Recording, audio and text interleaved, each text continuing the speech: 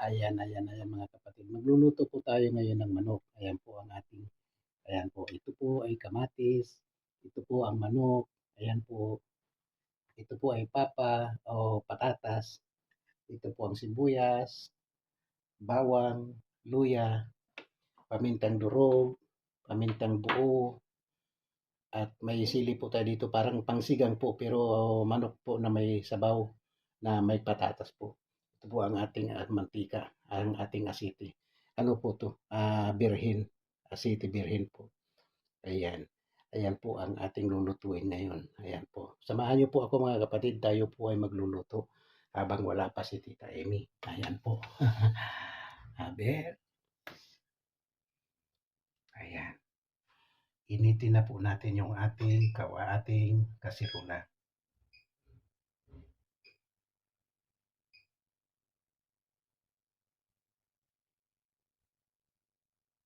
Ayan.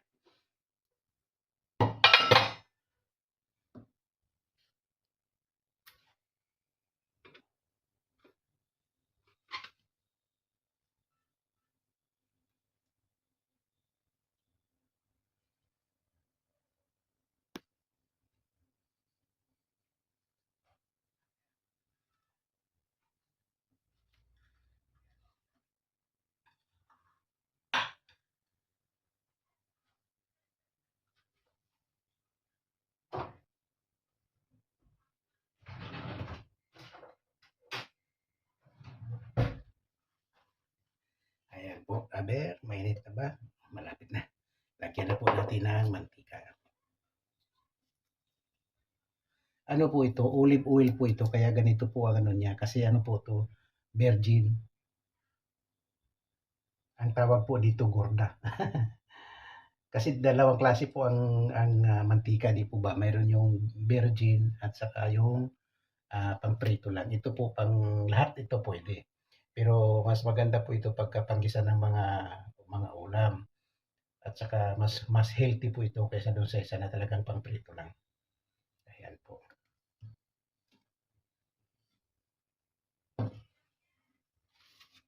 Unahin po natin ang bawang at luya. Pagsabayin na po natin siya. Ito po ay North Chicken Cubes. Hindi po kasi ako masyadong nag-aasin kasi po bawal na po sa amin na matatanda ang asin. Kaya hindi na po ako masyadong naglalagay ng asin. Kaya ginagamit po natin yung North Chicken Cubes po. Pero konting-konti lang po ang asin. Pero hindi po maalat. Talagang bawal po sa asin. Ayan po.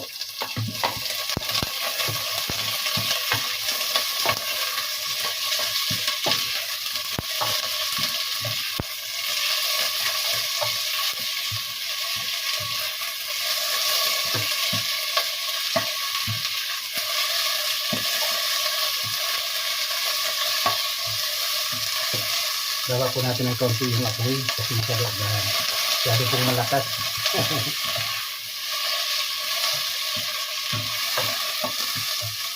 Lagyan na po natin yung kamatis kasi gusto ko po yung nagigisa po talaga.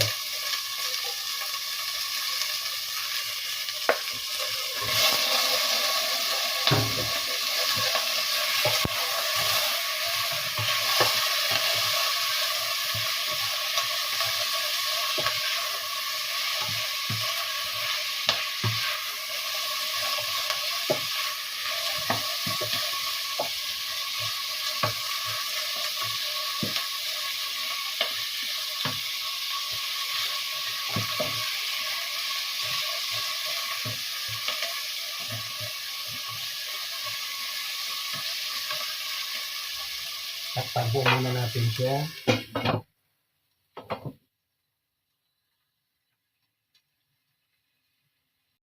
Ayan. Oh, siyempre, mabango talaga yan na. Kain na. Kainan na. Lagay po muna natin ito para magisa din po siya.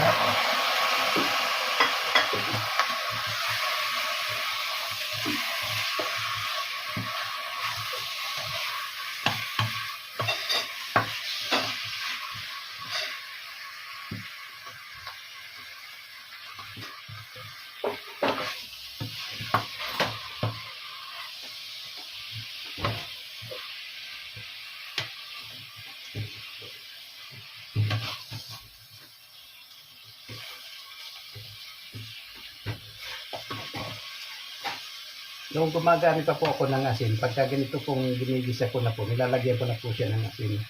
Pero ngayon po dahil sa hindi na ako gumagamit ng asin, eh wala na po ako nilalagay. Hinihintay ko na lang hanggang sa magisa siya. Ayan.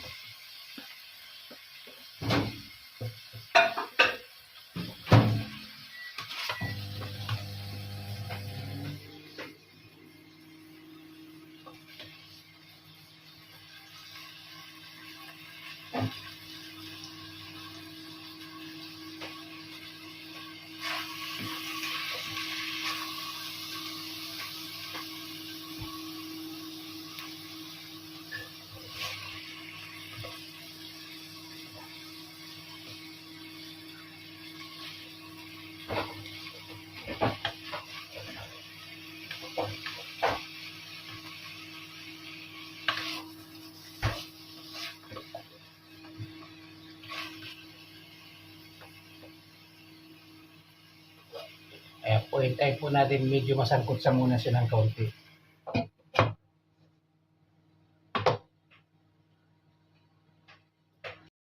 Ayan, tingnan po natin.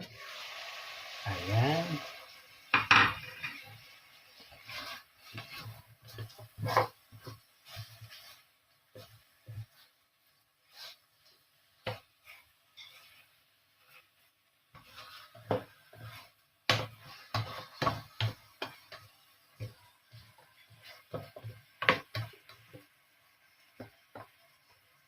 Lagyan na po natin siya ng tubig para lumambot na yung ating manok.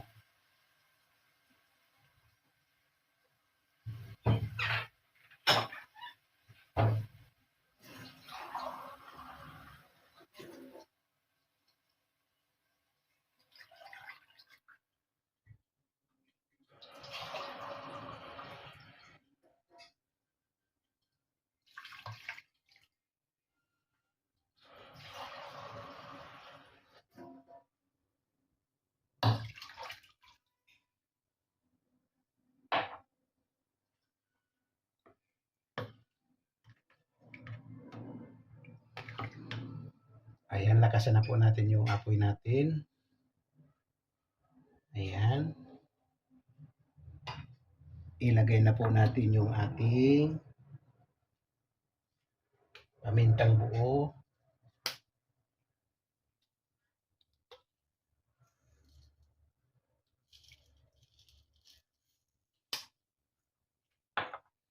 Ilagay na po natin ng paminta.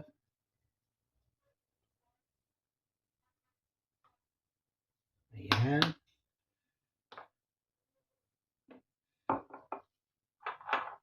At mamaya po natin lalagay yung patatas kapag na medyo malambot na po ng kaunti yung ating karne, yung ating manok.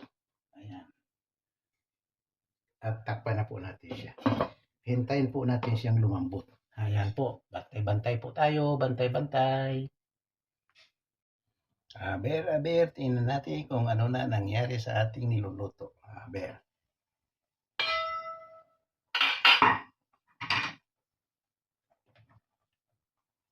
Ayan, medyo malambot na yung ating karne. Ilagay na natin yung ating patatas at zanahoria. Ayan.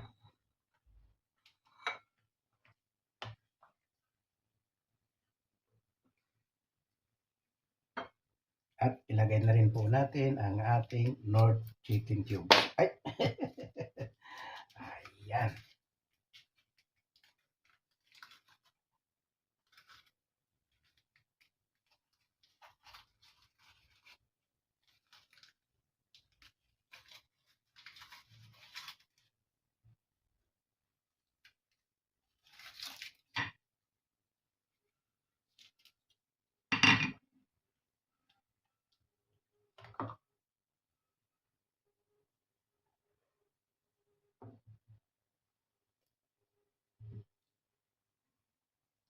Ayan po. Babantayan pa po natin siya ng mga 20 minutes po. O pagluto na ng patatas at zanahoria. Ayan po.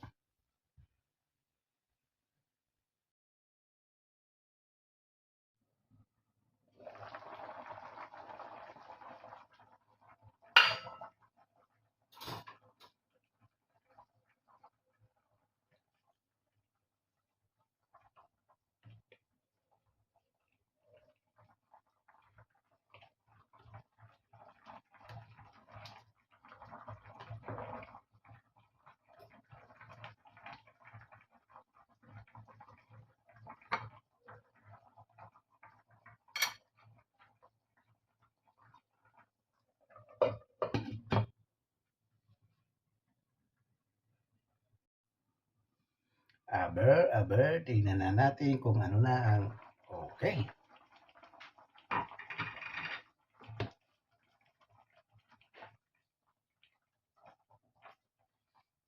Kung okay na, tikman nga natin.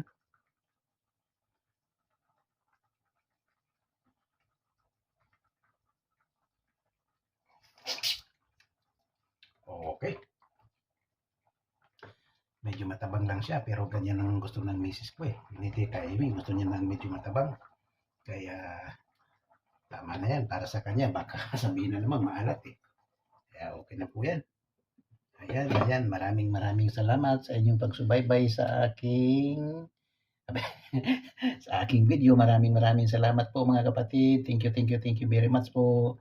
Hanggang bukas po o hanggang mamaya kung kailan tayo pwedeng magkapag-video. Salamat po. Thank you. Bye-bye.